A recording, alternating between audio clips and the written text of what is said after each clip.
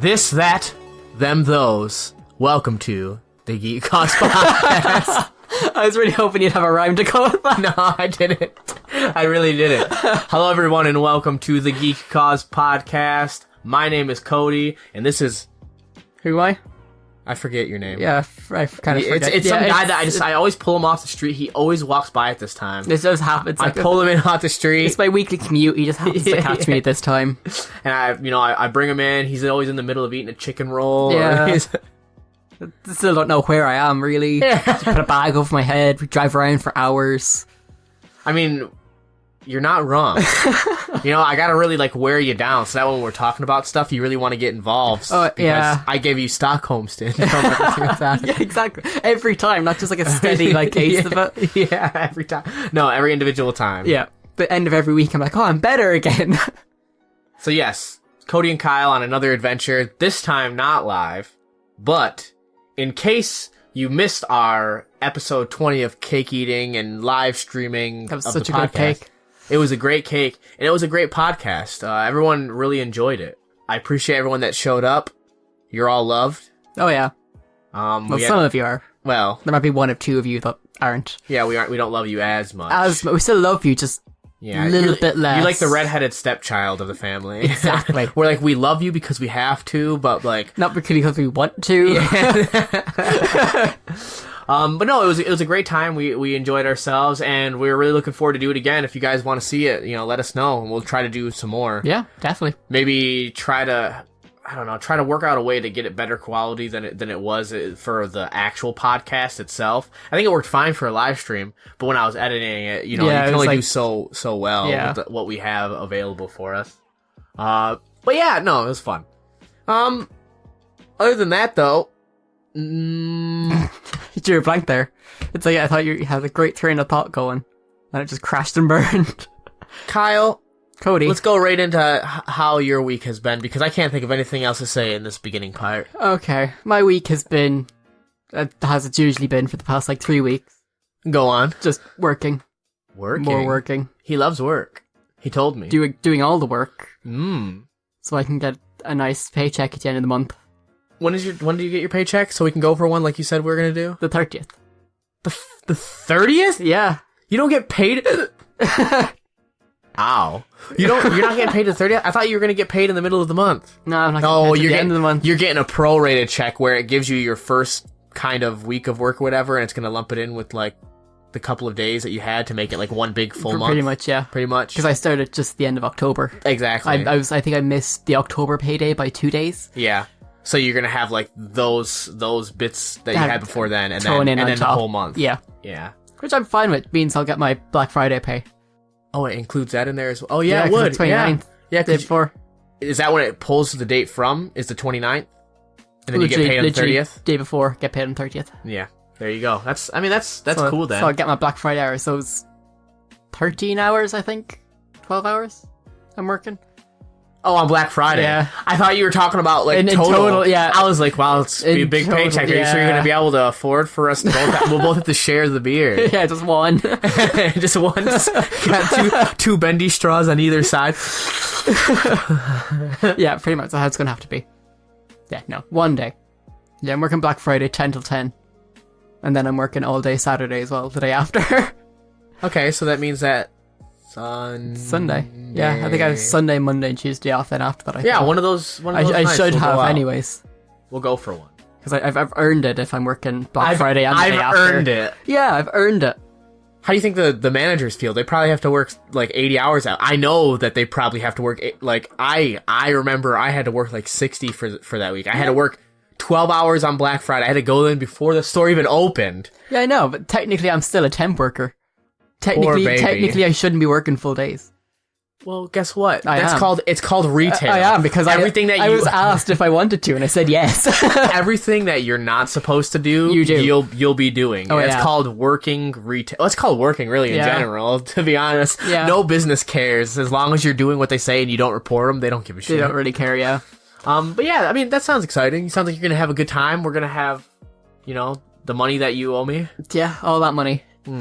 Maybe you can start paying for some of the shit that I pay for this podcast. Maybe. We'll see. Maybe pay a couple months of Podbean for me. How about that? Yeah, I could do that. Yeah. How about that? How much is the Podbean subscription? It's $15 a month. Jesus, really? Yes. I didn't even know. It's $15 a month that I pay for you. For me. Yeah. Just for me. For both of us. Yeah, that's I feel like it's been several, what is it? It's been 21 episodes. So it's been 21 weeks. 21 episode weeks. 0 Divided by 4. It's 22 total. Divided by 4. 4, 8, 12, 16, 20. You got 25 months. So I paid 5 months, so I'll be paying 6 months. You can pay the next 6 months. Oh, okay. So we'll take like half a year at a time. Yeah. Yeah. There you go. I was like 6 months is half a year. I was like, Cody. half a year? Are you crazy? And I was like, wait a minute. Pay for it in half year like terms. Yeah, we'll do it like that. So Yeah. that way it's like, that way it's also not going back and forth where we have to be like, all right, I'll put my account information in. Now you put yours in. Now it's just like, okay, this day 6 months time. Yeah. Change over. I mean, it's not like it's that much. It's to be able to host a podcast. It's really not that bad, but it's just, it adds up. And I thought that, we'd be splitting those costs. So I think it's 15 or maybe it's $12.99. I think it's $12.99. That's like 75 for the 5 weeks. For the 5 weeks. Yeah. For the 5 weeks worth of podcasts. Yeah, for what we've done so far, yeah. Yeah. What you've spent on it so far. Now, I'm glad everyone, just so you know, 75. you all know that we're spending money. The thing is, you could also pay for it in a whole year and you get it for cheaper, but I don't have over €100 to spend. How much is it for the year? Like 109. Really? It's like a better deal. It is a better deal considering we're only 5 weeks in, we're already nearly at 100. That's how I did it. That's how I did it originally, and then like before, and then once that ran out, I had I got charged for the full year again, and I was like, oh no, I wasn't ready for this, so I had to turn it back down to months. I was like, who knows if Kyle will keep this up for another year? I'm just gonna. It's a major wild card. You don't know how it's gonna go. Exactly, but now we've been doing it consistently ever since. There's been no backouts, no issues so far. We're here recording a day early in case anybody's curious. Yeah, next month I plan to make my big investments in getting all my own equipment. Oh yeah, that's smart. Yeah, you should once you get because I'm trying to get that all sorted before the end of the year. Yeah, and you get your pay and all that stuff like that. You'll be able to actually be able to buy stuff. After you work, Cyber Monday is when you should try to look and see if you can get some of your stuff. That's what I was going to try to do, Yeah. Because if I get paid before, I got paid before Cyber Monday. It's the Monday after Black Friday, isn't it? Cyber Monday? Yeah. Yeah, it's the Monday right after. Yeah, so I'd have my pay by then. Yeah, that'd be cool. So I might be able to pick up some things on the cheap. Yeah, and then we can hash out those details, and that way, when we're miles and miles apart, we can still sound crisp and clear. Because then you'll be able to... For one, you'll sound good in general, but then also we can look into getting you just set up so that way you can record stuff and just send me the audio files so that way I can input it right into it. Make everyone's life easier. Yeah. Anyways, I'm sure everyone was super interested to hear about the details. Now you know how much stuff that we have to go through just to do to keep the podcast going. It's not like that we don't just stumble out of bed an hour before recording and. I mean, we do that as well, but we pay the price for doing it. Yeah, we do suffer because of our inability to think long term. Yeah. So is that all that you had going on? Anything interesting things? You haven't done gone out anywhere? Done anything? Not really. Oh, cool. Doing a lot of work. That's trying to make that money. Make that money. What about you? What have you been doing? I finished my Google certification that I was taking. I'm done with it. You're done? I have it. I'm done with it. I don't have to do that anymore. Ooh. Now I can start working on doing the second part of my A+ exam. So that's cool. I don't have to put as much effort in. Not as much. I don't have to put as much time into it though, because I'm not paying for that. That's already paid for and was only one small flat fee. Whereas the Google course was every month that I had to do it, I had to spend money. So you're trying to get it done as fast as you could. Exactly. Yeah. And it was good. There's a lot of good information. I learned a lot. I mean, a lot of the stuff I already knew, but I learned extra stuff, and some of it was just bullshit stuff that I don't know why anybody would a lot of it. I would say 25% of it was probably stuff that only people that actually are going into like computer sciences would want to learn, like to actually figure out how the in and outs work. Right. Like, do you care about the makeup of a network packet? Of course. Because I sure don't. And I'll tell you, there's way too much to know about it. But yeah, I mean, I got that all done. So I've just been kind of like, I took the last couple days to just like kind of chill. I started a stream with my buddy. We're doing like a double stream of Pokemon Black 2. Racist. Well, it's better than Pokemon White. Objectively. And we've got that going now. So it's a Nuzlocke, and we're trying to compete to see whoever, once we get to the end of it, will then verse each other and see who's the ultimate winner. Ooh. Now, there's already been some pitfalls that I faced. One of those being I've had to start over already.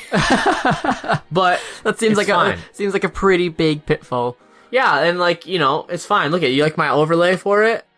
Oh wow. Oh, that's a beautiful overlay. That is some top tier Photoshop work right there. Spent like an hour making it. An hour making that? Yeah. It looks like you did it in like 20 minutes. It's a lot more complicated than you think. Do you have Photoshop skills? You crop out their faces and just... No, I mean everything else with it. The overlay itself, the whole overlay is handmade. Well, you could get through the Versus template really easily. You just have to Google one of those. Then you just have to get I didn't do that. The crop out the two Pokemon, put them over, and then crop out the faces over that. 20 minutes! I made it all myself. So you made more work than you had to. No, I don't like stealing things.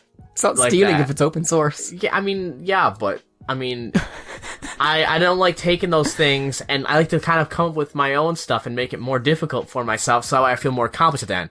I'm sorry that the only thing that you know how to do is to be lazy. It's called being efficient. Efficiently lazy. Work smart, not hard. Anyways, after all that is said and done, though, with the Pokemon and all that, I've just been doing nothing, really. Just that was it. Watched The Matrix and Matrix Reloaded. Oh. Both the first and the first half of the second. Me and Becca are gonna watch the last. She's never seen. Did you know that my wife had never seen The Matrix? What? Yeah. I did not know that. Yeah, had never seen The Matrix. I did not know that. Have you watched Reservoir Dogs yet, by the way? Yes. Moving on. So today's topics are really good. I appreciate all of them. We got things ranging from the new Pokemon Sword and Shield all the way to Google Stadia. No, just Google in general. Yeah, just El Goog. Just Google. Is you ever been to El Goog? No. El Goog, it's everything that Google is, but just reverse, like backwards. Really? Because Google backwards is El Goog. So you search everything and it all searches backwards. So and all the text is backwards. You don't believe me. I actually don't. No. Elgoog.com. Oh no, it doesn't exist anymore! Back like 10 years... Oops, El Good. Back when it existed, like, I think 8 years ago I did it. Oh no, elgoog.im. Oh. There you go. It's all backwards. And then I can search things like, this is not sponsored, by the way. Oh wait, I am typing stuff. It's backwards. Kyle is a dickhead. There you go. Oh, wow. El Goog. Check it out. Not sponsored. If you want to sponsor us, El Goog, we will take a lump sum payment of €5 so we can both get a chicken. We'll take our sponsorship in food.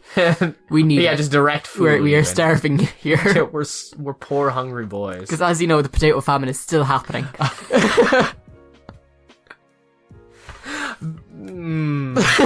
So yeah, a lot of good topics, and let's start off with the first one, Kyle. With Pokemon Edgy and Pokemon Defensive. Or as I like to call it, Pokemon Attack and Pokemon Protect.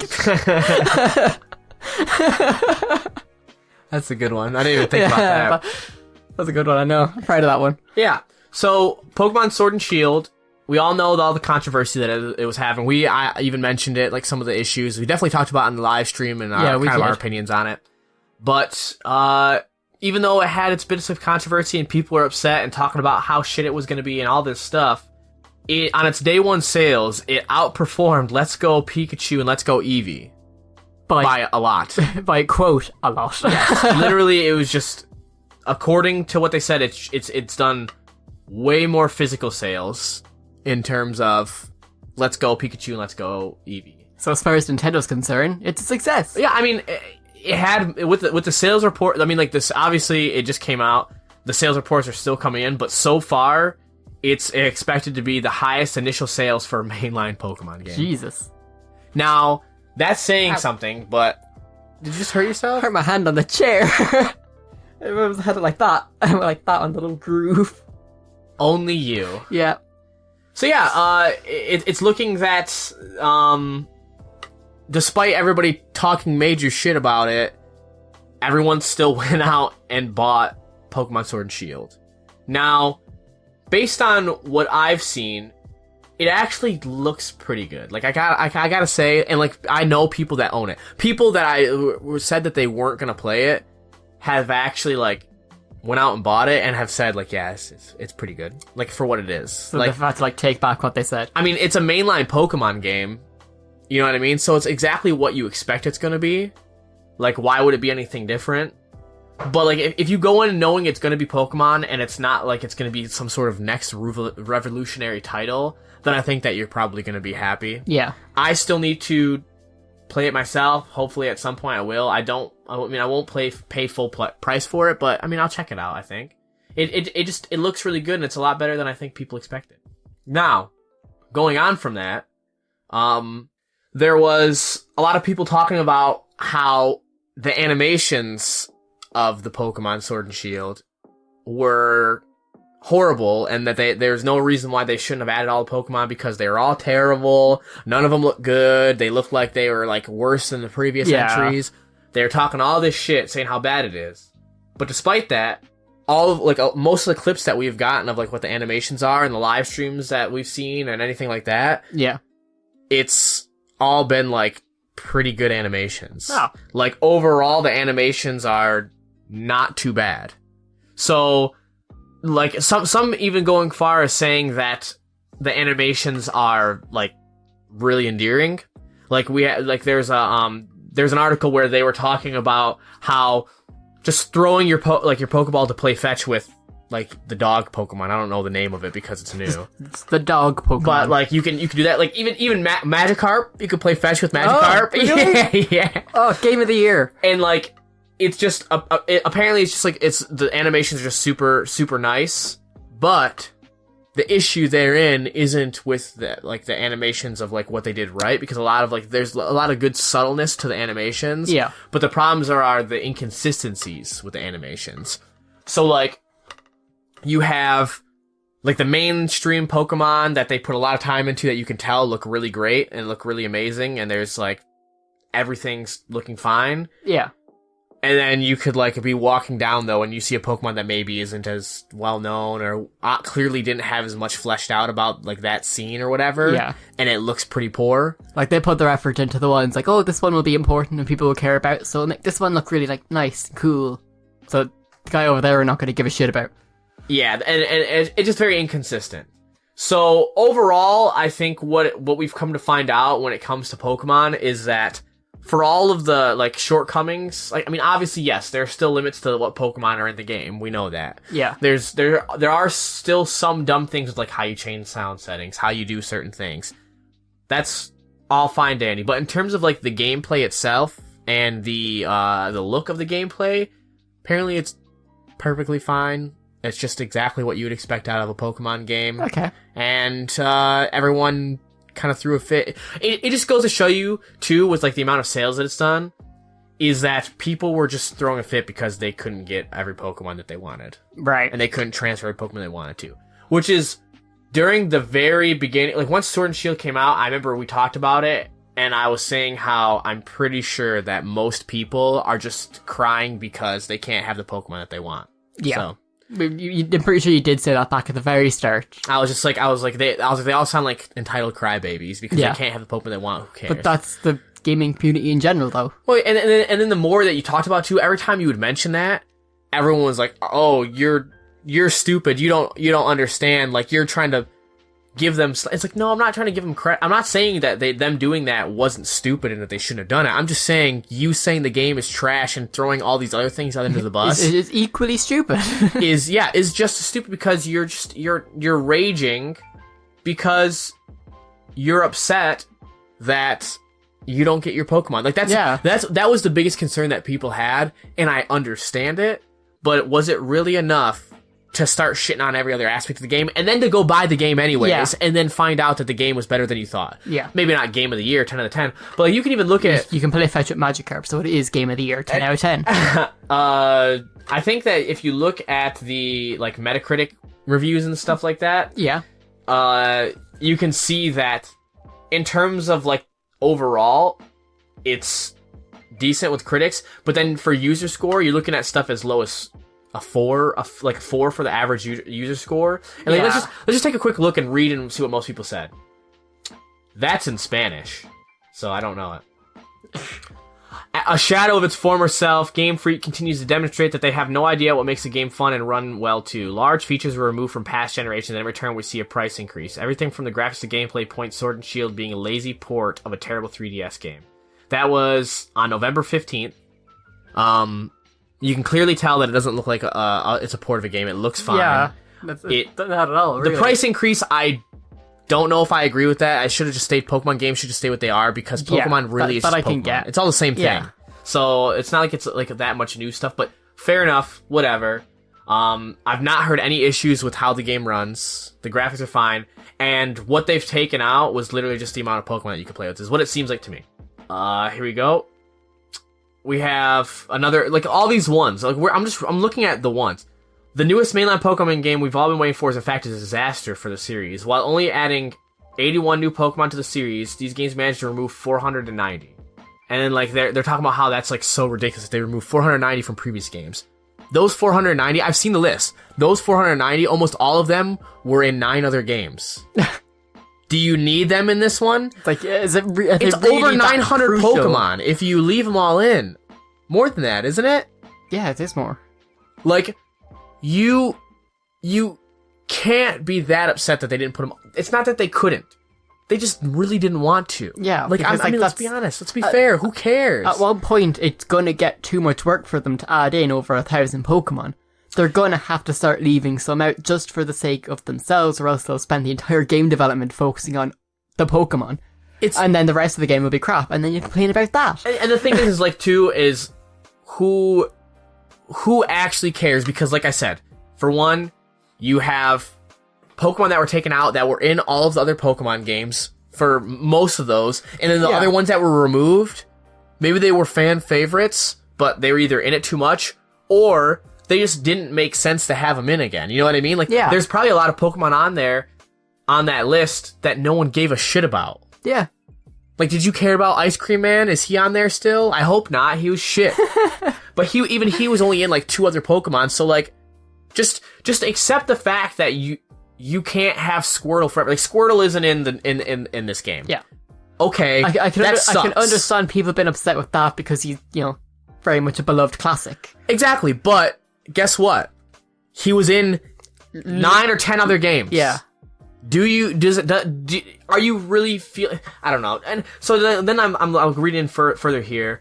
Pokemon from possibly forever. You won't be able to bring back your favorite Pokemon that have been with you for years. Pokemon like Lucario, Dragonite, Greninja, and Sceptile are gone forever. First of all, Sceptile and Greninja were in tons of other games. Yeah. Still. And they're not gone forever. Dragonite was in every single game. Every single game. Lucario, who gives a shit? Lucario was only popular because he was overpowered and he got put in Smash. Who cares? Like, people that, like, okay, gone forever. Erased from the future games along with all Mega Evolutions. Who said that? Yeah. Who said that was the case? And then it says, you would think that after erasing so many Pokemon, Game Freak would add quality new Pokemon series. But alas, and of course, no, they did not.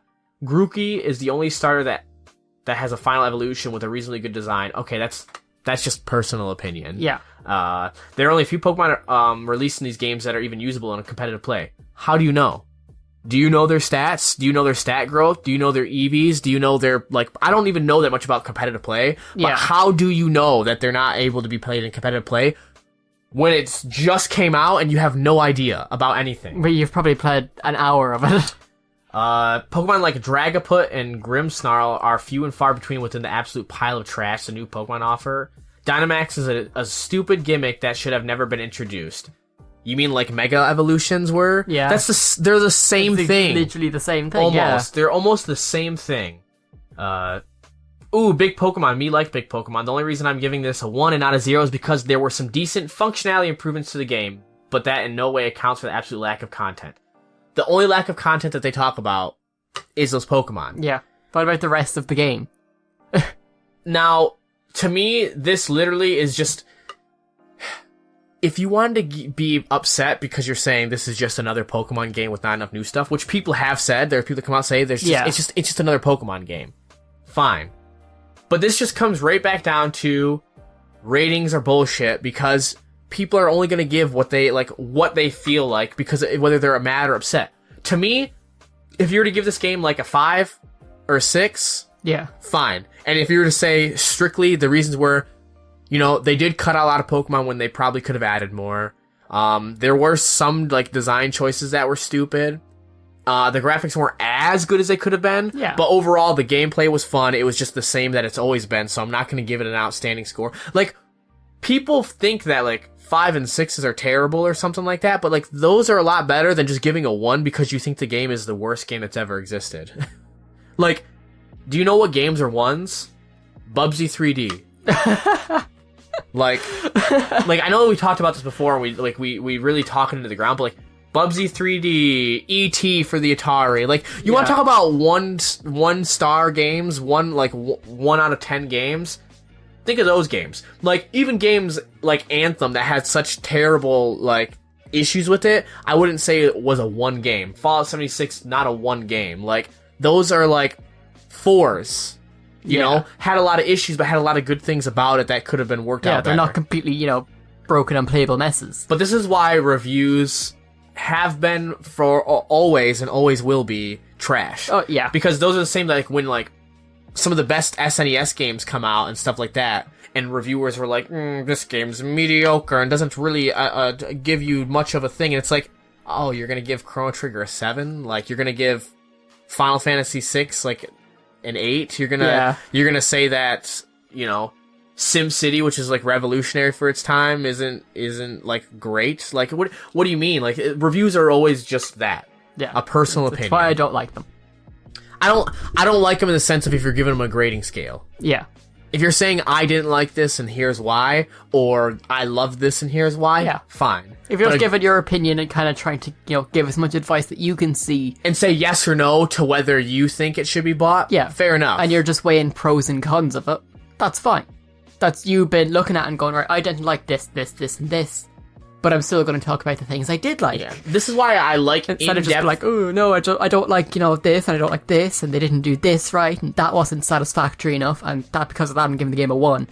Yeah, this is why I like games that are like the reviews that are kind of like, I don't like Steam because you can still abuse saying like, oh no, this isn't good or whatever. You can still say like it's negativity towards it, but at least with that, you're not like making like a score that's abstract. You can just look and see, okay, this says this game's not recommended. Why is it not recommended? And you can look and see, not recommended because where's Half-Life 3? Because I need more hats because of this.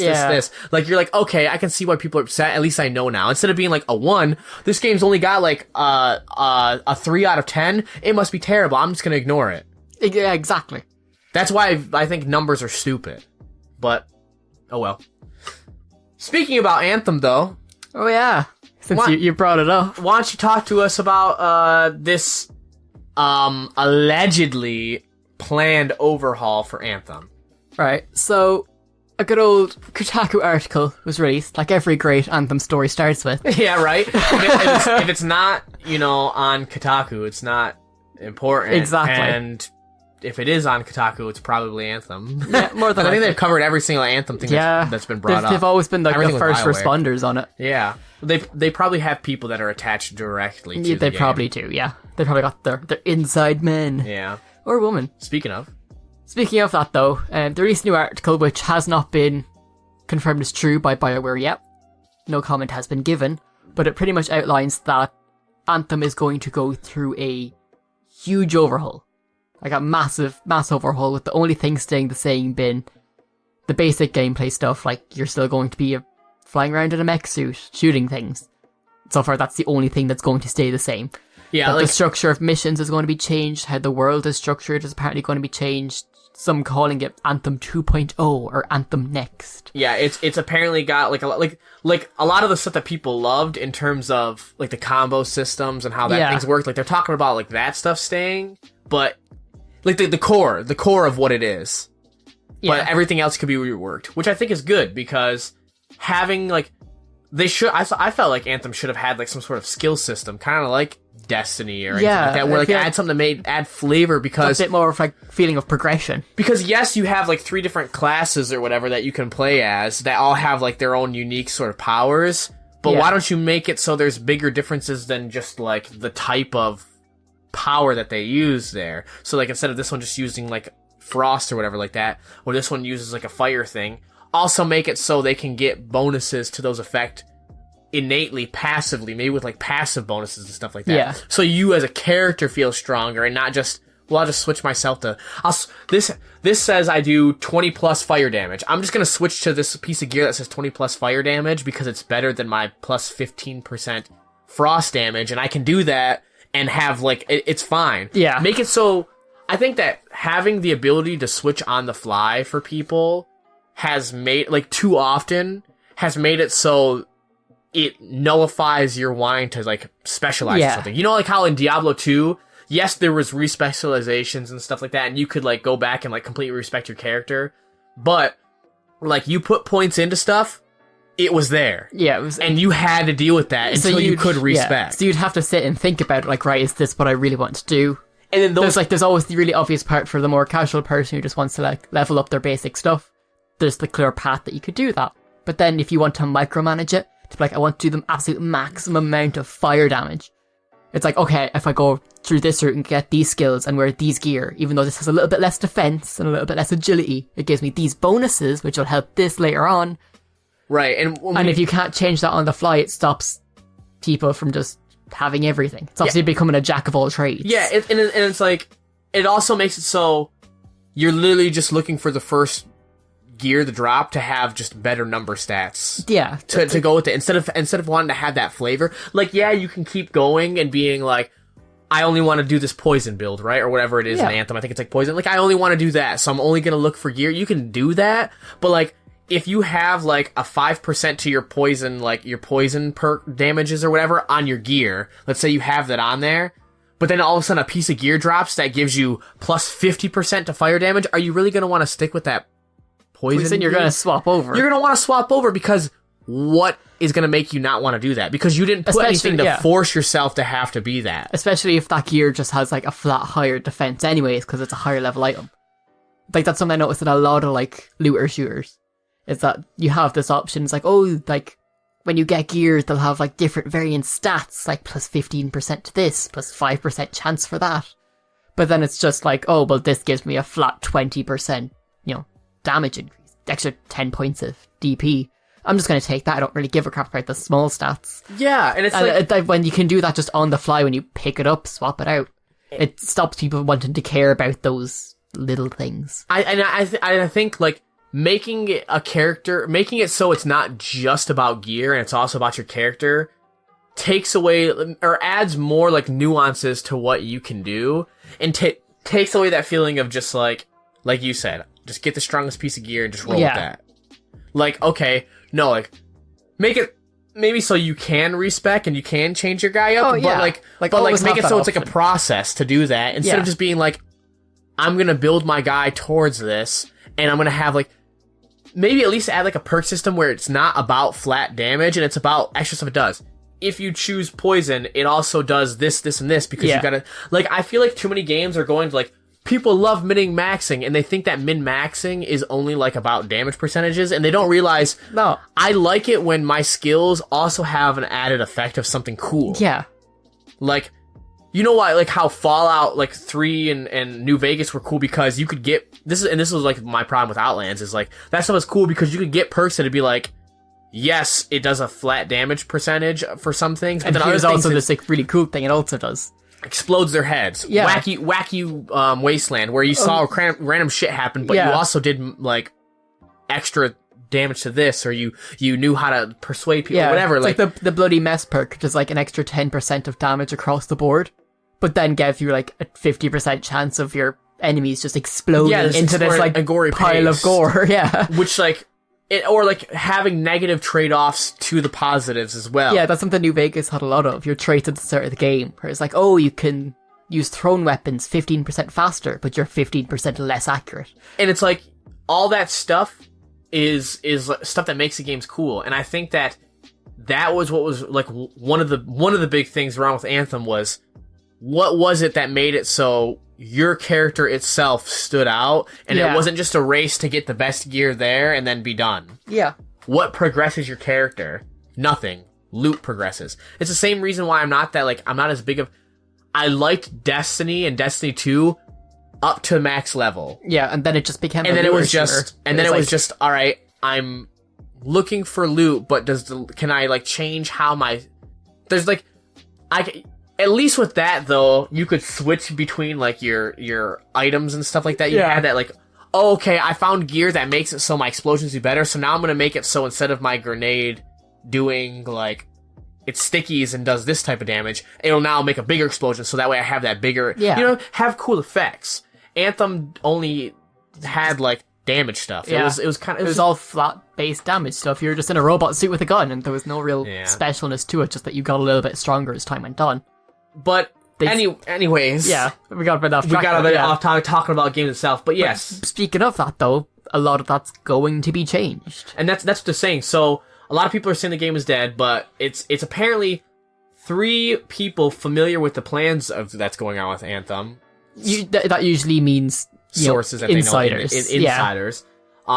There's a lot of details still in flux right now, so they're not sure exactly how they're going to do it. They don't know if they're going to release it in one big update. They don't know if they're going to release it in smaller updates. They don't know if they're going to do like a paid DLC. They don't know if they're going to make a whole new game that you have to buy. Yeah. They don't know anything about that because BioWare doesn't know it and EA doesn't know what they want. They just know that they are working on updating all the stuff. But the cool thing about this is though, like this Kotaku article is very much just an amalgamation of sources, where it's like we've gotten all this information and they're all saying the same thing, so it must be true.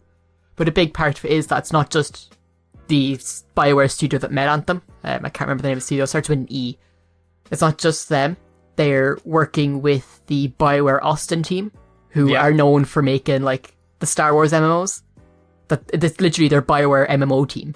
So it's the online part. The MMO team. EA themselves are getting involved with the actual redesign of the game. They're not just overwatching it. Apparently they're giving a lot of funding and they're pushing like developmental aid.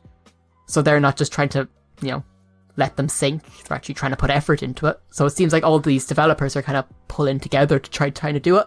It's not just the core development team.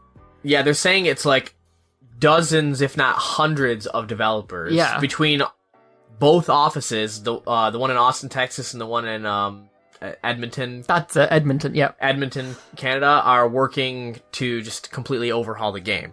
It's literally, they don't know exactly how it's going to look yet based on what they have, but it's definitely like their biggest systems, like you said, the missions, which I think like some of the mission stuff is cool in the game, but like they definitely need to make it different. They said they're changing the structure of them. And the world. And the world one, I know what they kind of said about the world one. I read something, I can't remember where. I'm not sure if it's in the Kotaku article, but it said that at the moment the world is one big world. And they said that they're possibly considering cutting it up into sections.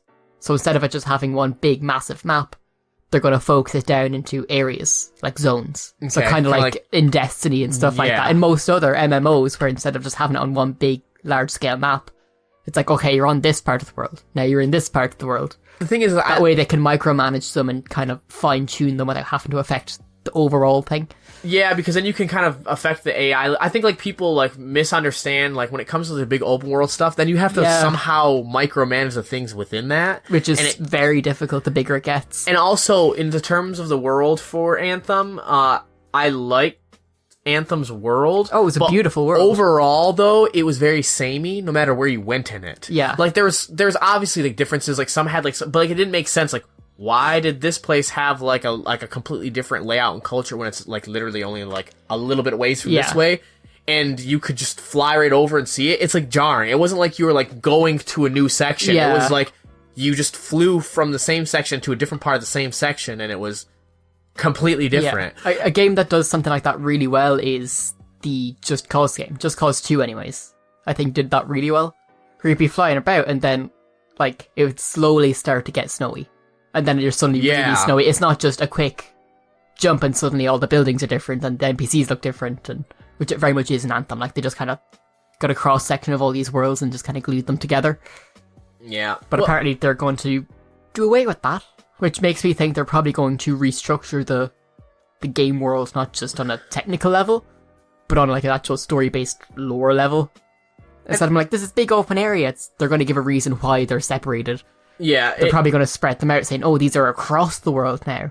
Yeah, it's something that they need to do, and I think flesh out... The whole thing was about, like, how your actions when it comes to, like, NPCs and stuff like that, I feel like it didn't matter at all. So I feel like if they need to rework that in terms of story, either have it be one straight story, or actually make choices in any sort of the sense matter and feel important. Otherwise, like, what's the point? And also, I don't like that they've separated NPCs, like your main story thing, from, like, the main hub area that there kind of is, that you don't have any reason to go to anyways at the same time. So it's odd, and hopefully they look at all that stuff and they fix it. Like I said, they don't have they don't have everything set up what they plan on do. They just have the idea that they are changing this stuff. It's really good that they're doing it, but it's kind of worrying at the same time, because this overhaul just kind of feels like the same process they went through when they met Anthem in the first place. Yeah. Like, they didn't really know what they were doing, and they're just kind of freeballing it, and they're kind of going, let's do that again and hope it works. Because it can't get any worse for them at the moment. Yeah, no, it really can't. And, like, them not saying anything is actually really... This little leak coming out, I wouldn't be surprised if they almost did that intentionally. Yeah, just without having to say something officially. Yeah, because they'd want people to know about, but they don't want to come out officially, because then people expect stuff. Yeah, I want this to go well, and I hope we learn something about it. Yeah, because I love BioWare. Soon. I think that they used to be really great. And with, obviously, Dragon Age 4 was announced months back now. That's swinging development, and they also announced that a new Mass Effect is in early development. Yeah, it's like they have a lot on their plate at the moment, and I feel like this is their last kind of push. Yeah, and that if two of these games flop, be it Anthem and, say, the new Mass Effect, I feel like we won't see much more of BioWare after that, because we know what EA's like with that executioner's axe hanging above their head as soon as they stop making that money. You know, the issue too is that they don't... I think they just need to stop listening to EA and do their own thing again. And they also have to remember that they need to take the best parts of what they had from their older games back when they were doing stuff. Yeah, like the story, the choices, the characters, the worlds. But don't rely on it so heavy that you're just a one-trick pony kind of thing. Yeah, like you want to remember that and stop dropping it like you're doing in these newer games, but then at the same time come up with this newer stuff with it. Yeah. I think what they're doing is they have these ideas and they're thinking of it from the old style. EA is saying, yes, but make it newer. Yeah. And they're trying to make the old stuff, either taking it away so they can do the new stuff, but thinking, like, pulling ideas from it, instead of just being like, here's the old, here's the new, mix it together properly, and make it be like, here's all the stuff that matters. We're going to stop trying to make things that are, like, brand new. We're going to take the old things that worked. We're just going to bring them up to date. Yeah, just update them, evolve them. Evolve what you're doing instead of being like, this is what we used to do. Now we're doing this now, which is better, because it's not. Kind of like, okay, we were very, like, dialogue-heavy, choice-based games. Let's take that idea and add a new type of mechanic to that. A new relationship mechanic, a new kind of choice mechanic, a new world-changing mechanic. Yeah. But keep the old stuff there. Yes. So it's like, if you liked the old stuff, you're happy it's there, and if you want something new, here's something to freshen it up. And you know what they need to do is, like, stop worrying so much. I know everybody acts like it's the best thing ever, but, like, stop worrying. The time for open world games being completely open for whatever reason is done. Yeah. Stop making these games there's a time and a place so for it. Massive, open world, but then not actually, like, you know what I mean? Like, imagine It's like with Red Dead Online when it first launched. They had this massive open world with nothing in it. And it's like, yeah, no one cares. No one gives a crap that you have this massive world when it's just empty space. Like, I actually really loved Dragon Age Inquisition, and I thought they did fine, but they made a huge, massive open world for it that didn't matter. Yeah, there was so many areas that you just spent so much time trudging through looking for goddamn, like, meteorite shards and crap like that. And it was just like, this is too much effort just to walk from point A to point B. If you're gonna make it more open world, make it like how, like, KOTOR was and stuff like that, where, like, it's open and you can move freely about most parts of it, but, like, I don't need to be able to have a map that is bigger than, you know, like, look at how the Outer Worlds did it. I wish it would have been just a tiny bit more open, but like... They didn't try to overdo it. But they didn't. I'd rather them do it like that, where like there's clear areas where they want you to go and clear areas that they don't. Yeah. And you can work in that area and go around places and do whatever, but like you're still kind of like confined to like a decent amount of area, and you have to switch between, you know... I'm fine There's with... still enough variation in it that it's not just the same. Did you beat it yet? Not yet, no. Yeah, you've been working I a lot, still have about an hour left, I think. Yeah, probably. I'm nearly there. I'm probably going to try finish it when I get home. But like, you know how you can go to the fucking toxic planet. I'm thinking Stellar Bay is the only thing I think of. I can't remember the name of the planet. But you know how you go there and like the map itself there is pretty decent size, right? But like that's fine. That's a great map size, and you can do like a decent amount of places there. But you don't have to make it so, like, now imagine if that, with that game, if the way that they would have done it is, like, you were just on one big world that had, like, different sections, and you just went to, like, and it was just, like, constantly, like, it would have seemed too much. That would have made you feel like when you had to pass through to get to another area, you'd go, oh, this area again. Yes, it's like... It's like you get tired of having to pass through it over and over again in your transits, whereas when it's separated, it's like, oh, I don't have to completely walk through these 4 areas again over and over and over again. Like I love Fallout 3, Fallout New Vegas, it's all fine, but it's like it's one area, and like those were meant to be in those areas, right? But even then you still kind of feel like sometimes you're like, I really don't want to. I'll just fast travel. You know what they should do is still in those environments it worked because the game was like, we're not going to overdo it here. And it was real. It was like supposed to be like a real life experience, right? Where these are like, they're trying to just make it too big out of the fact that we can go, oh, this is the biggest map we've ever made. Stop making these huge maps that all I'm going to do is fast travel in them anyways. Yeah. You know what I mean? I'm just going to fast travel if you give me the option of fast travel on this big map. And if all I'm going to do is fast travel, I'm not going to want to look at the map. You're making these maps too big. Why would I play them? Like, you know, I do it once and then I'm like, I'm done. I'm just going to fast travel now. Or I get everything that I think that I need to see. Yeah. Make the game make you want to run through it so you can see stuff. Exactly. Like, I like games where it's like they have a fast travel mechanic, but then I like to do playthroughs where it's like, oh, I'm going to do the entire thing and try not to use fast travel. Yeah. Like, I remember I did that I know I did it with Oblivion for definite, and I think I did it with Skyrim. It's because I enjoyed running through those worlds because the random encounters were pretty cool. Yeah. It's like there's stuff that I could run into on the roads, and that was interesting, and I liked that. And so it's like just... Red Dead 2 single player was the same. I enjoyed riding around that world. Yeah. Because it was lively. It was big, but there was stuff there. I think that they like...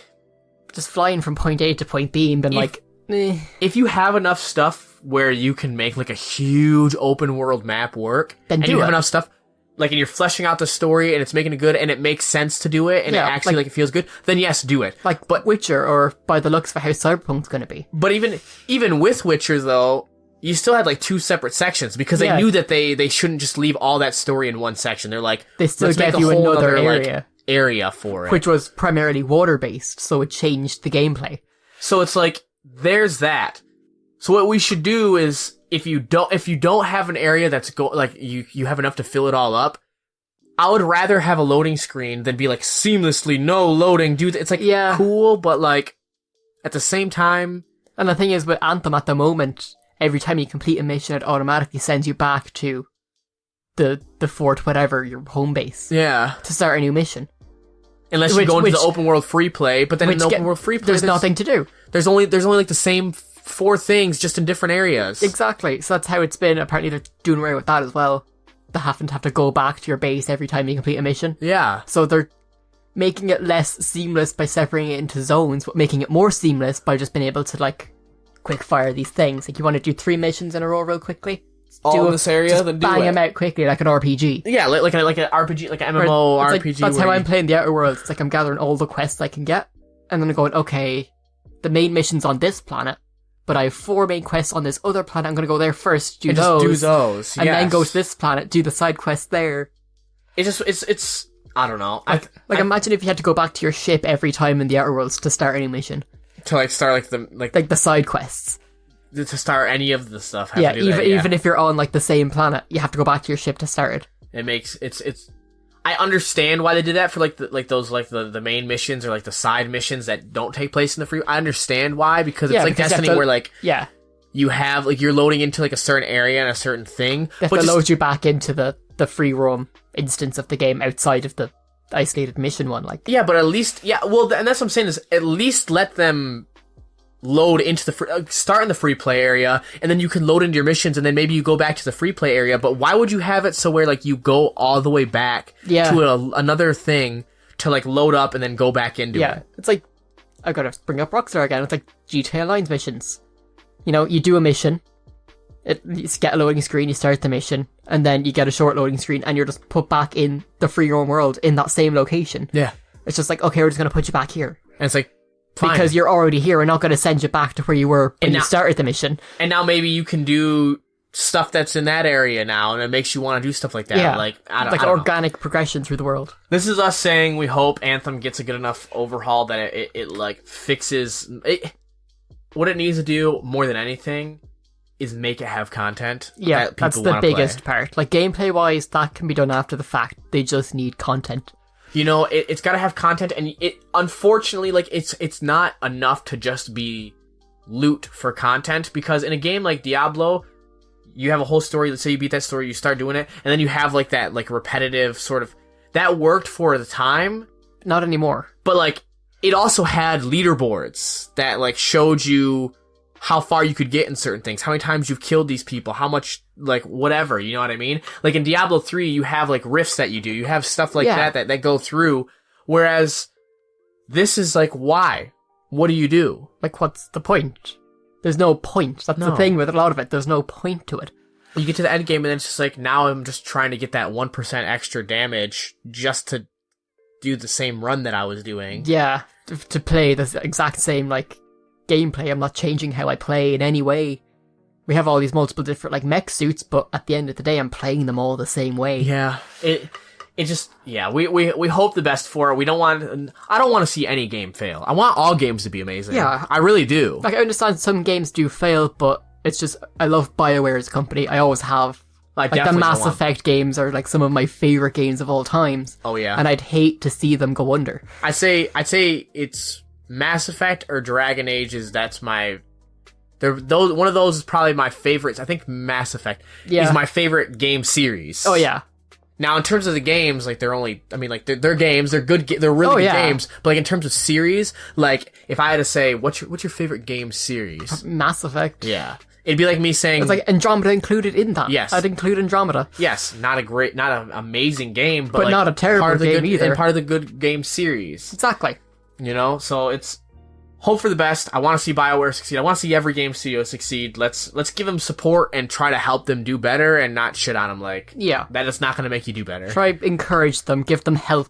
Yeah. If you have an issue with the game, put in a ticket for like constructive criticism. Don't just blast them. Be like, look, this would be a good change. Yeah. Because at the moment they're going through all these really deep changes. They're going to pay attention to that. Exactly. So if you want something specific changed, now is the chance to say it, but just don't be an asshole about it. Exactly. If you want something specific, you probably also want something like, I don't know, Half-Life 3, because that's a very specific thing that people want. Yeah, I think that's like a universal want. Now, we're not getting Half-Life 3, but according to Valve's Twitter, and also they've definitely posted this because there was a bunch of leaks that I don't know if you saw. Yeah, I've seen them. But Valve themselves came out on Twitter and said, we're excited to unveil Half-Life Alyx, our flagship VR game, this Thursday, which it would be the 21st of November at 10 a.m.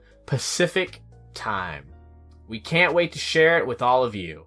Now, I don't know everything that's been leaked with this, let me see if there's a little bit of information. That let's try to see if we can, like, scrounge some stuff up on the fly here. I'm gonna guess it's gonna be all about Alyx. Just a guess. It's like, even though it's not Half-Life 3, will it technically be Half-Life 3? So, no, there's no details right now beyond the tweet from Valve. I didn't think I saw any actual gameplay things, but I'm looking at more. There's no actual details. We just know that it's more than likely referring to the Half-Life 2 ally, Alyx, in the game. And probably something to do with, like, maybe what she's doing during all this, or what she did before, or... It could be a set before it, to kind of give her a bit more backstory, because she does kind of just show up. But she was, like... She worked with that scientist, right? Yeah. So I wonder if there's going to be, like, a cool, like, little science thing that they're doing with it, like, where you work in there, but then you also... Because it is VR. Maybe it's going to explain stuff like in Half-Life 2, you just kind of show up and everyone's there, and it's like, okay, we've been waiting for you.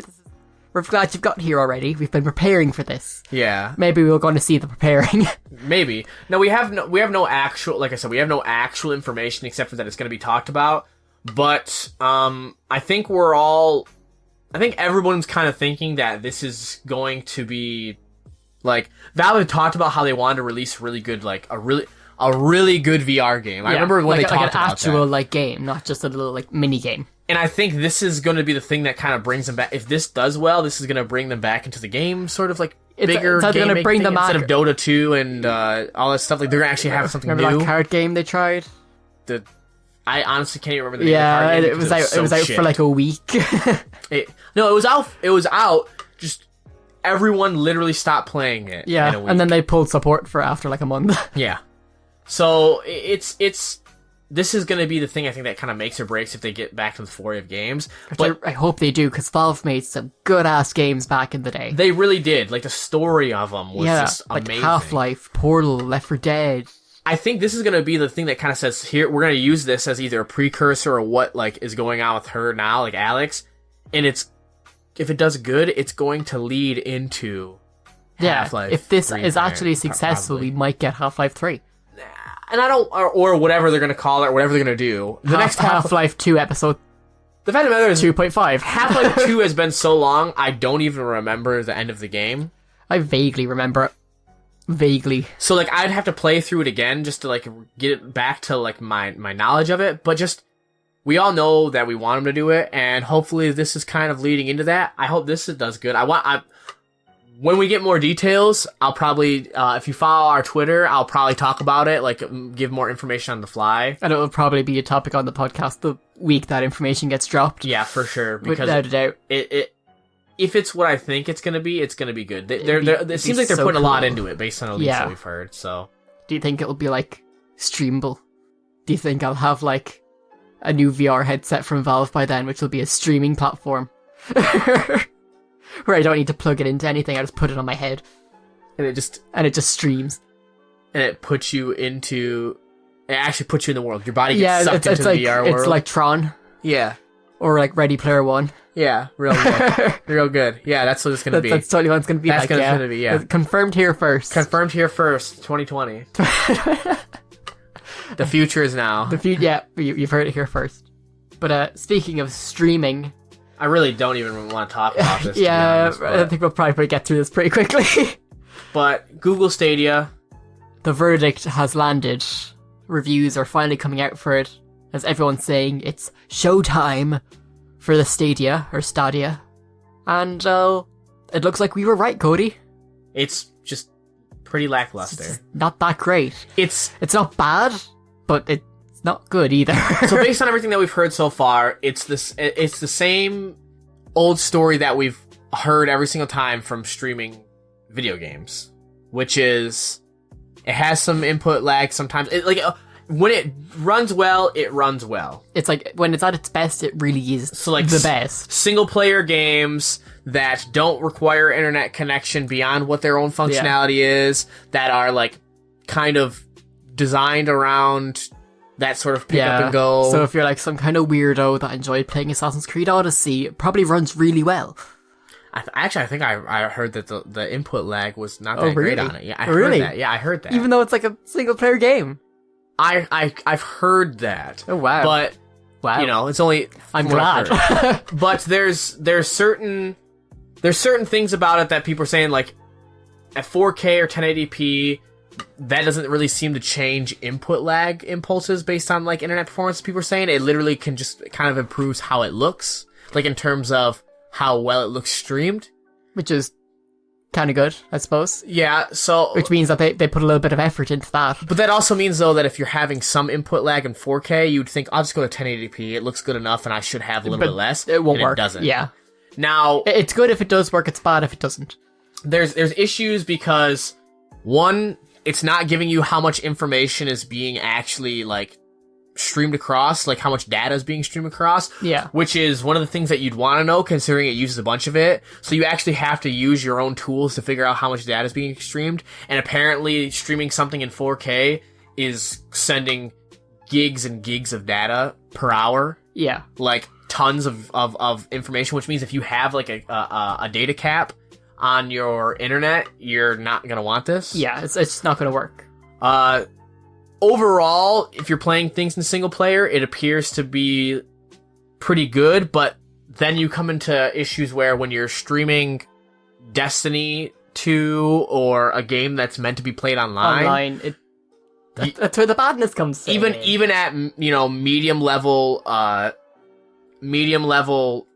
sort of internet settings, so like 35 megabits per second, which is not anything to snuff at. Like that's pretty decent. Yeah, in terms of internet. A good connection.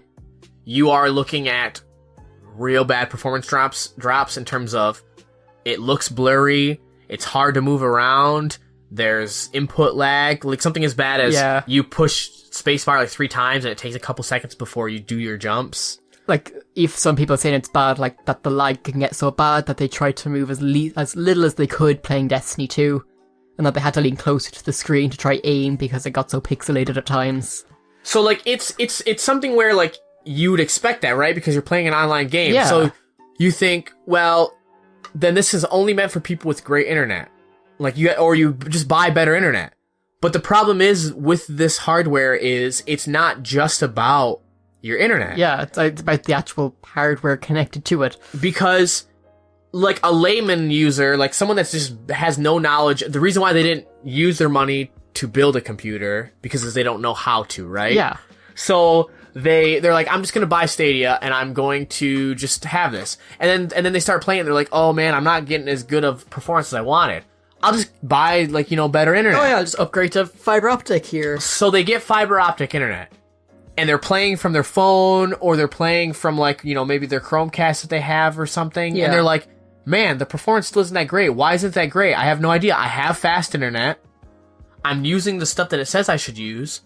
But the problem is because they're not tech savvy, they don't realize that Chromecast can only send data wirelessly up to 20 megabits per second. Yeah. So guess what? You're capped anyways. You're capped, so you're not getting what you need. So you can't play Destiny how you want to. Your phone, wireless, maybe your wireless router is only sending things at, like, I don't know, 8 megabits per second because you have a shitty old router. Because the router's capacity is capped out at that, where it might be receiving, like, you know, 100 gigabytes a second, but it doesn't matter because the router itself can only throw out only do 10 megabits a second. Or maybe it can do Ethernet fine, but when you go wireless, the wireless is, it's only at a you know, 802.11 B or whatever, which is only like a maximum of I think like 8 gigs or something like that. So, or 8 gigs, 8 megabytes. Yeah. So you're looking at the fact that unless you know what you're talking about, you can't even fix your issues. There's no troubleshooting for it. It's not like an example you used before the podcast. If your Xbox isn't reading a disc, you go, oh, it's obviously the disc or the disc reader. So I'll clean the disc. I'll clean the disc reader. That doesn't work. Then my disc reader might be messed up. I'll go get that fixed.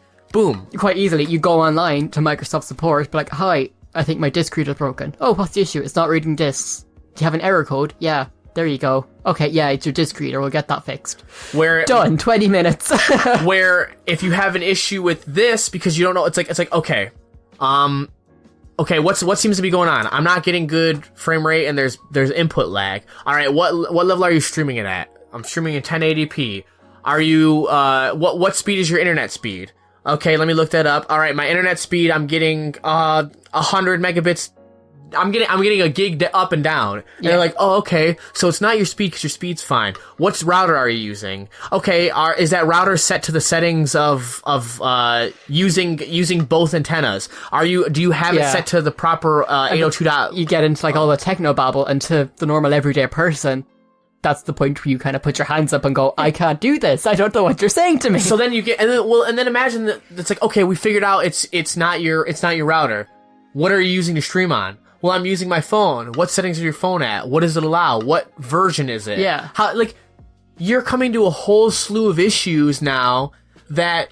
It's meant to be the cheaper, more affordable version.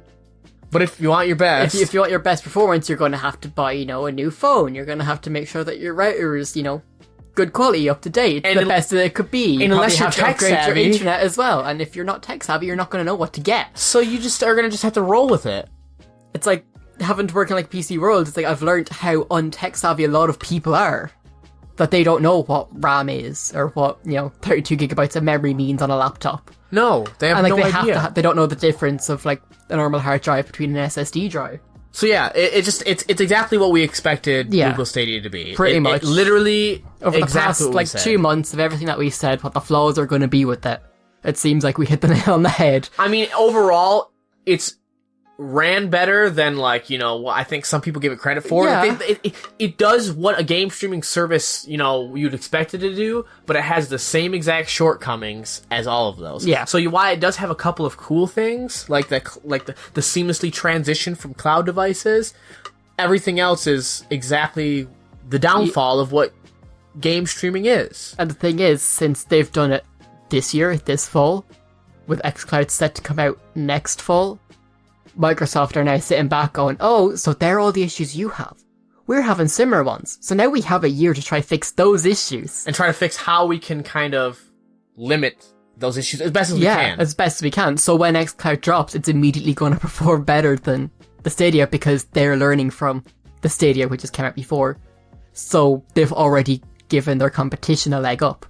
Yeah, I don't know what Google is thinking. It's just it's a matter of... I'm proud of them for trying. That they're trying to do something different. They're trying to innovate the industry, yeah. There's just not enough infrastructure, though, no. in the real world for people to somehow have enough, internet speed where, in all cases, where they can... run everything fine. It's a lot easier to buy a computer for even $2,000. It makes more sense for people to buy a computer for $2,000 and not have to upgrade it for 10 years and be able to run whatever they want to run.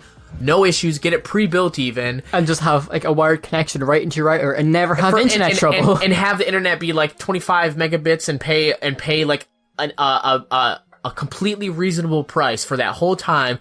It's a lot more believable for that than to find somebody who's living out in the boondocks who can only get that 25 megabit per but they can't, and so they could buy a computer and do all that stuff, but they can't get reliably fast and decent internet. In which case a Stadia would be useless to them. Absolutely useless. It would be a paperweight.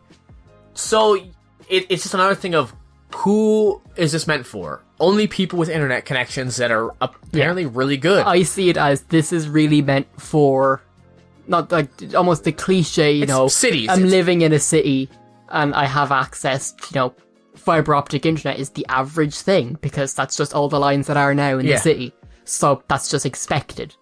I don't think they quite thought about the people who might be living, out in the country. Anywhere else. Or in different parts of the world who might have, a bit more struggle with that. Yeah. I don't think they quite thought about that situation. It's, it's whatever.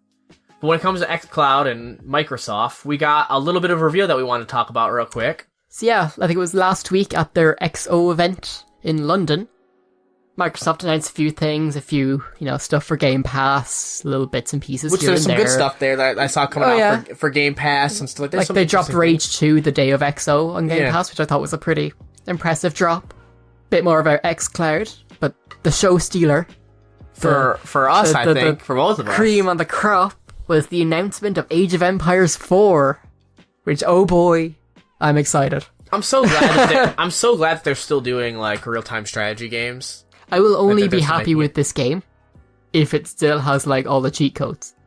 If I can't get like a Mustang, I don't give a crap. Oh, you're one of those. Yeah, it's like I liked playing the game without it, but then like When you're after a couple of hours, it's like I'll just do one where I just mess around. It's always great. Yeah, and if they don't have it, it's like they've missed a major part.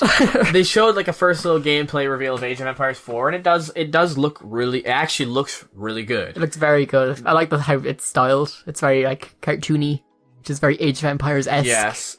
They've also, talked about how there's a Age of Empires 3 remaster in the works. Which I won't turn my nose up to. No, it means it's something. Not necessary, but I won't say no. So, the information that we have on this is, apparently it's making good progress is all we know. We don't know how far along it is, but it's making good progress, so that's, to me, sounds like 2020 is when we're gonna not be able to see it. More than likely. Probably, I'd say summer 2020. The composer for it, though, who's doing the music, is the composer who did the music for The Witcher 3. So you know it's gonna be good. You know it's gonna be badass, which just makes me so much happier. So that's super awesome. The makers are Relic, which is the creator of Company of Heroes, which is a good game in its own right. It's a great game. They're a good studio. So having that is going to be really awesome. There will not be microtransactions. Woo! No microtransactions. And literally, the thing that was said, the creative director, Adam is green. Oh, I thought he was blue. I hate you so much. That took a second. I went, I was looking because I was looking for blue on it. I was like, wait, what? But Adam, I hate you so much. Adam is green is he pretty much came out and said the idea of microtransactions in a real-time strategy game really isn't a thing. He pretty much said, like, it's stupid as fuck to even think about that. So why... I'm not even going to talk about it. Which I'm glad, because they could have totally went like, oh, the, Mustang cheat codes, all those cheat codes from the old Age of Empires you loved so much. It's like $5 each. Pay up. They said that there probably will be DLC expansions. Of course, there always was for Age of Empires, and why not? That's fine. We don't really have much of when Age of Empires is set specifically. It won't really be in like a single era that they're saying, like based on the information that we've seen, because apparently there are like native armies, there's like the British Redcoats, Roman legionnaires, which that'll be cool. Yeah, that'd be cool if you could like have it like, I can't remember the name of the game. It's like a totally accurate battle simulator, is it? Yeah, totally accurate. Yeah. I think it's something like that. It's one of those battle simulator games where you can just like pitch like random people against each other. I think it'd be pretty cool to have like a Native American army going against the Roman legionnaires. Yeah, it'd be awesome. I think it'd be so cool, like having your little custom games and little scenarios. So yeah, just something that I think that we're like wanting to talk about, because come on, who doesn't like Age of Empires? Yeah, I might actually have to like play through my Age of Empire games that I have. Honestly, yeah, they're good games. The campaigns are decent, and they're just one of those games you could sit down and just play over and over again. You should get Age of Empires and we should play together. We should. Yeah, it's good. Might do that. Yeah. Yeah. They don't have them on console, do they? I don't think so, but I doubt my laptop's that bad. Yeah, you gotta be able to run Age of Empires 1, 2, and probably even 3. If I can't run Age of Empires 3, I definitely need an upgrade. Let's just say that. Moving on to the last topic, which is, of course, about our patented last topics. Movie. Yay! Movies. I like how we got into this little like tradition of always having like the last topic being about TV and movies. It's like my favorite thing, because I know generally the least about movies, but I love that it's at the end, so that way we can finish up with it and you can get a great, huge, big spiel in. Yeah, because it's my thing. So yeah, back in 1948, there was the Paramount Decree. Do you know what the Paramount Decree was, Cody? I have a good idea, but why don't you explain it for all of us? Pretty much the Paramount Decree went, hey look, we're gonna like, it's not exactly how it says, but they pretty much unionized cinemas. Yeah, kind of like tied them all together to stop companies from trying to, buy cinemas with their own money and only play their movies. Yeah, pretty much it was like, from what I've gathered, it was like, back in the day when these cinemas were getting really popular, certain studios would be like, here's a package deal of all of our shit. Yeah. And we'll give you a ton of money, and you play only our stuff to get it out there and popular. Yeah, it's like they try to get a monopoly over the film theaters themselves. Or even have, like, certain film theaters would just be bought, owned, and operated by the studios themselves, and be like, this is Paramount Theater, so we only show our films and nothing else. Yeah. Now, back Now you might say now, like, okay, well, that's what like streaming services do. That's like what movies like movie theaters might not do that now, but so that's what streaming platforms are. I.e., Disney Plus launched last week, and that's literally what that is. And it's all of Disney's properties on a streaming platform. And you might think, well, a lot of kind of companies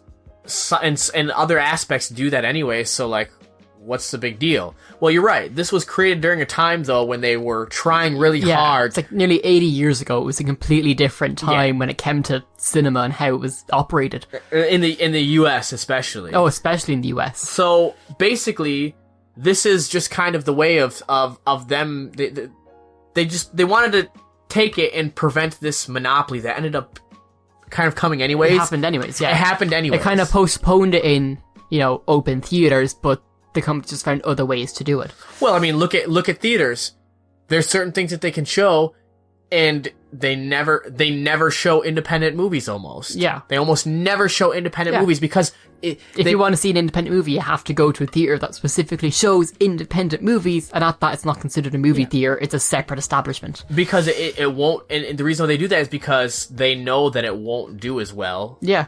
And so those movie theaters don't want to show it because they can't afford to take that sort of loss. It's like the 3-week rule, I'm pretty sure it is, where when a movie's released and but if I say a movie, usually a major blockbuster, they have 3 weeks minimum where they have to show it, no matter how many people come see it.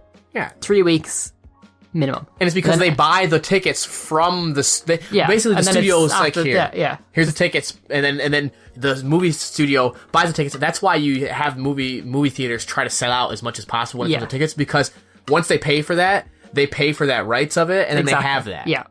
And after the 3 weeks, once that minimum is done, how long they show a movie after that is to the theater's discretion. Exactly. They can show it for as long as they want, as long as people are still buying tickets. And that's why you see certain theaters, you might see this one movie in theaters for a super long time, and then other times you see like a movie just, it's gone the next day. It's because it wasn't doing good enough. Yeah, it was taking up ad space, and they weren't making their money back from the tickets that they exactly got in.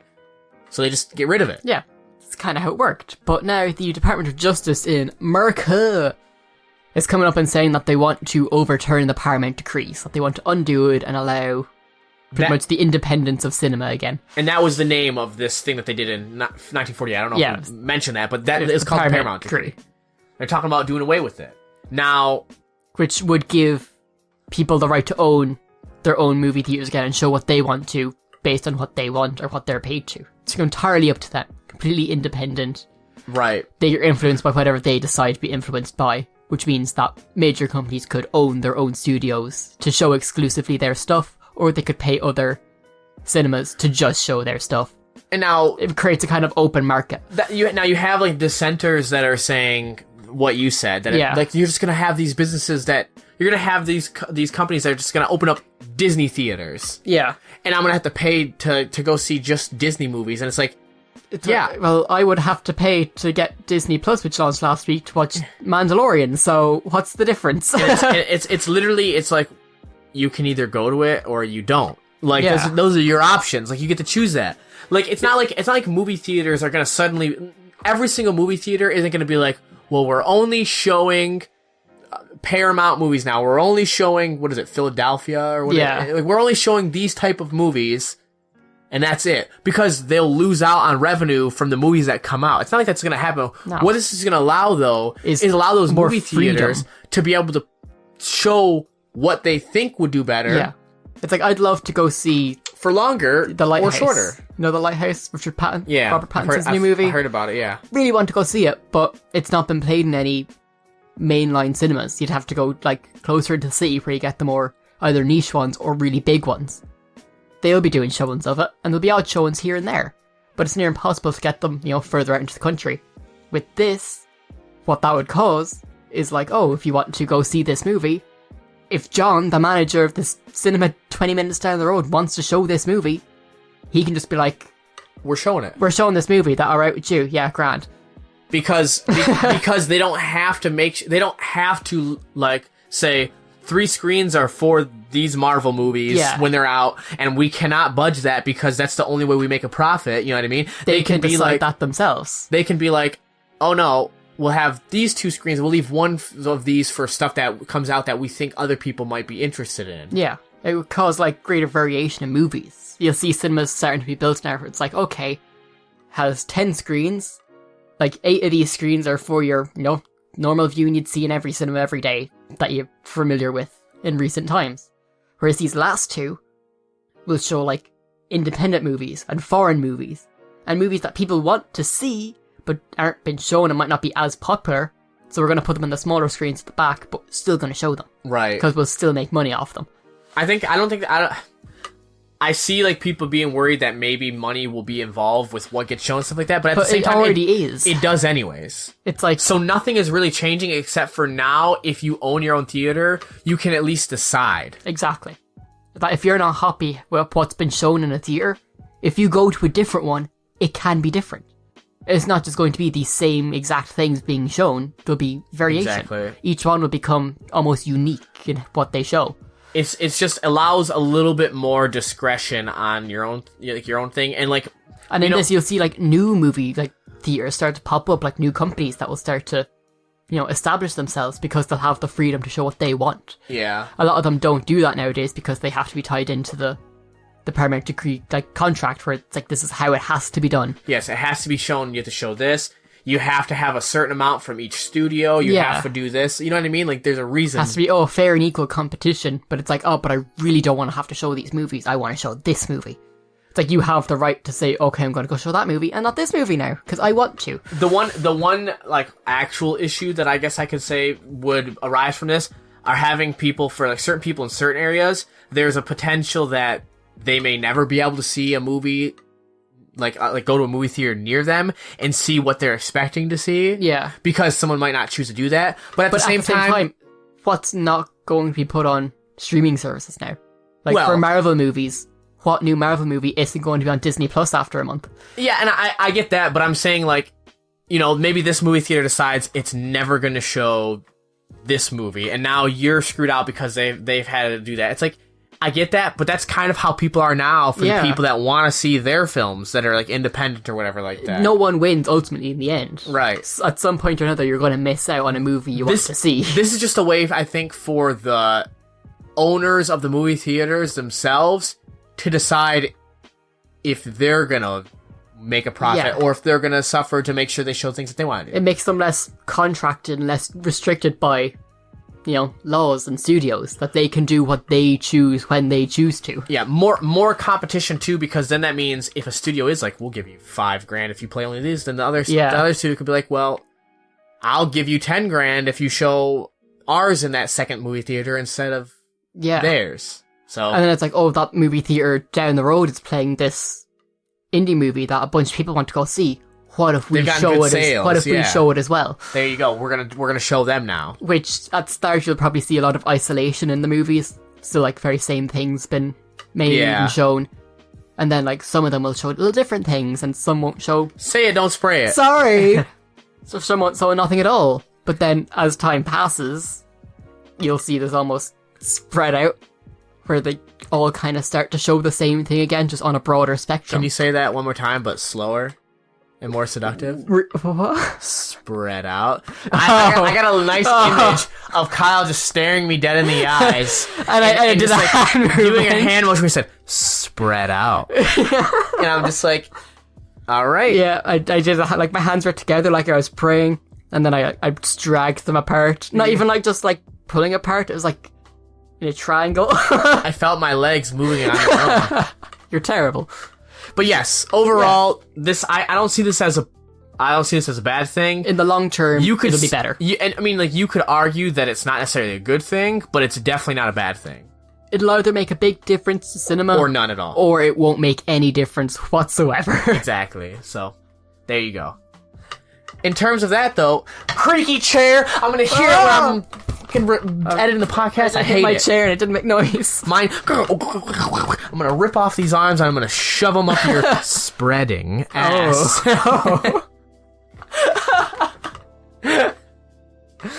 As for the podcast this week, this is it. Lean in for that. I lean in for everything. So, Thanks for listening. We appreciate you. We love you. And we will see you next week. Bye-bye. Bye. Spreading.